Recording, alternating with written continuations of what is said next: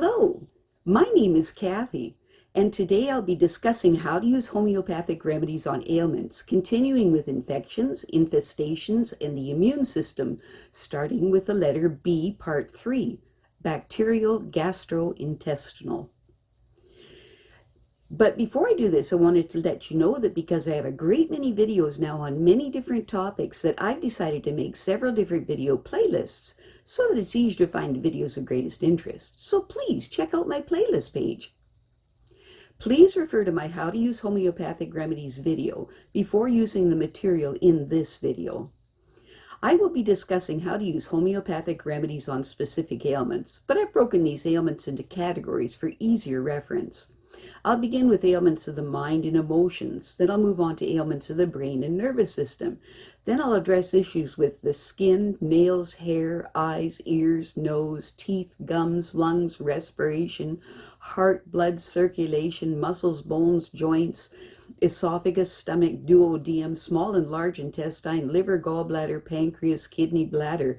Then ailments specific to women and specific to men, then issues of the hormones and metabolism, and issues for infections, infestations, and the immune system, then issues surrounding fertility, pregnancy, childbirth, postnatal problems, homeopathic remedies for infants, ailments and diseases in childhood, and special issues of adolescence, and finally, special issues of the elderly. Constitutional treatment involves treating the totality of the individual person. Everyone is a unique individual with a unique physiology that responds to substances differently. In homeopathy, it's recognized that people will react strongly to certain remedies, and as a result of this, they can be loosely placed into different categories called constitutional types. Homeopaths talk of, for example, phosphoric types. These are people who react strongly to phosphorus, or Arsenicum album types, those who react strongly to Arsenicum album. The belief is that people of one type share similarities in terms of body shape, character, and personality, and the sorts of diseases from which they suffer. As an example, nature-mere people tend to be pear-shaped, have a dark complexion, be fastidious and rigid in personality, and keep themselves to themselves. They also crave salt and suffer from constipation.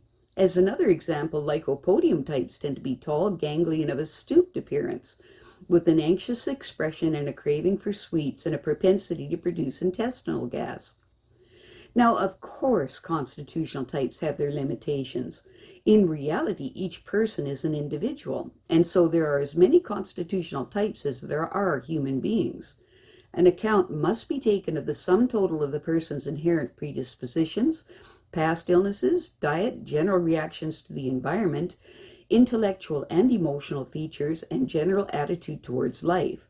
This is what is meant by constitutional treatment. I'll be making detailed videos of the various constitutional types after I've completed the use of homeopathic remedies on ailments.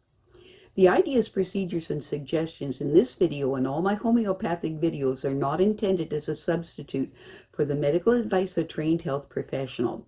Consult your physician before adopting the suggestions in this video. If you're pregnant, do not attempt these techniques without the approval of your physician. So let us continue with learning how homeopathic treatments can help with gastroinfections and the immune system, starting with the letter B, Part 3, bacterial gastrointestinal. Infections are an almost daily occurrence, but if we are healthy, our immune system deals with them before we notice any symptoms. Most microorganisms enter the body through the nose and mouth, in the air, in our food, sometimes on dirty fingers. Some enter through cuts and abrasions, while others enter the urinary or reproductive tract through the urethra or vagina.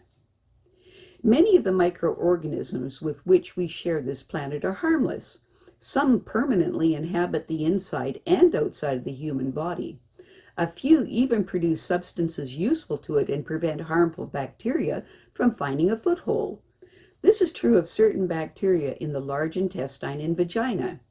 Some bacteria are harmless in one part of the body but damaging in others. This is true of E. coli, which is benign when it is in the colon or rectum, but harmful if it is transferred to the urethra, vagina, or mouth. Each kind of microorganism, whether it is a bacterium, virus, fungus, or blood parasite, carries special chemical markers known as antigens. Some strains of lymphocytes, which is a kind of white blood cell produced in the lymph nodes, spleen, bone marrow, adenoids, tonsils, and the wall of the gut, recognize antigens and stimulate other lymphocytes to produce proteins called antibodies, which then disable the carrier organism. Other lymphocytes directly attack and destroy the invading organism. For about 6 months after birth, babies are protected by their mother's antibodies. After that, the immune system is sufficiently mature to start manufacturing its own. Homeopathic immunization does not involve introducing live or dead viruses or antibodies into the body. Instead, remedies are prepared from diseased tissue or secretions using the traditional dilution and succession method. Like other homeopathic remedies, they contain in highly potent form the essence of the source material used, in this case the essence of the diseased organism and its toxins. The body reacts to such remedies known as nosodes by sharpening its immune response. The production of antibodies in response to antigens, the so-called immune response, is not the body's only line of defense. The body's first-line troubleshooters are neutrophils and macrophages, which are two kinds of white blood cells that constantly patrol the bloodstream and tissue fluids and respond immediately to the chemical and thermal signals sent out by tissues when they become inflamed. If inflammation is suppressed, white cell activity is impaired. Neutrophils and macrophages gobble up and digest offending microbes, foreign particles, and other noxious elements. The resulting pus is a mixture of necrotic tissue, dead bacteria, and dying white blood cells. Infections can be treated by killing the germs that cause them or by helping the immune system to deal with them, or both, depending on general health and the virulence of the infection. Traditional antibiotics can deal with bacteria, but not viruses. After a course of antibiotics, live yogurt or kefir, eaten daily for at least 5 days, helps to repopulate the gut with the beneficial bacteria that the antibiotics have killed, along with the harmful bacteria that was their main target. Homeopathic remedies, improved nutrition, fresh air, exercise, and rest can restore the coping ability of the immune system. In some cases, homeopathic treatment is always advisable after serious infections. Occasionally, as the result of aging or exposure to certain viruses, bacteria, chemicals, and environmental factors, the body loses some of its ability to discriminate between self and non-self, or fails to recognize and destroy its own abnormal cells. The first kind of impairment leads to autoimmune diseases such as rheumatoid arthritis and systemic lupus. The second leads to cancer.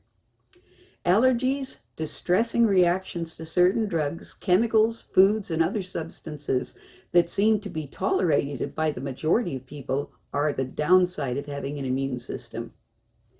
Bacterial infections affecting the gastrointestinal tract. The various diseases that may arise in the gastrointestinal tract because of bacterial infections are cholera, dysentery, food poisoning, and peptic ulcer. The bacteria that leads to food poisoning are Campylobacter, E. coli, and Salmonella. Food poisoning leads to gastroenteritis. The symptoms include diarrhea and vomiting, pain in the abdomen, fever, and nausea are the other symptoms. The best natural medicines for the treatment of food poisoning are selected after taking note of the particular symptoms of each individual. For food poisoning cases with loose stool and vomiting, the vomiting and stool occur soon after eating or drinking anything.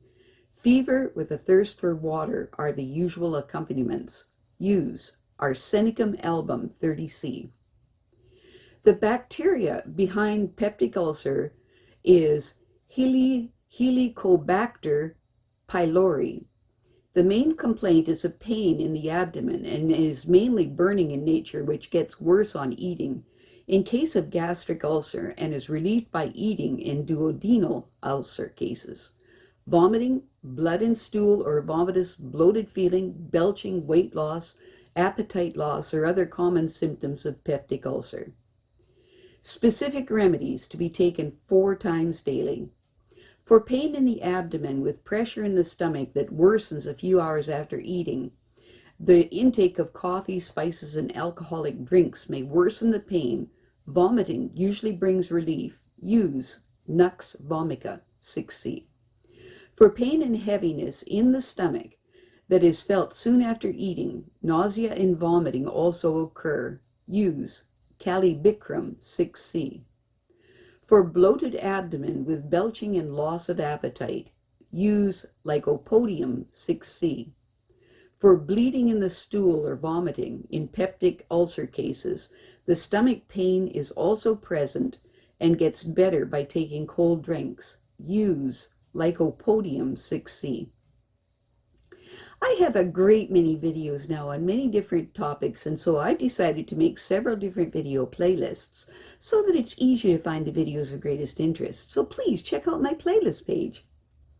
Well, that's it for now. To stay up to date with my latest videos, make sure to subscribe to this free YouTube channel by clicking the red subscribe button right below this video. Take care.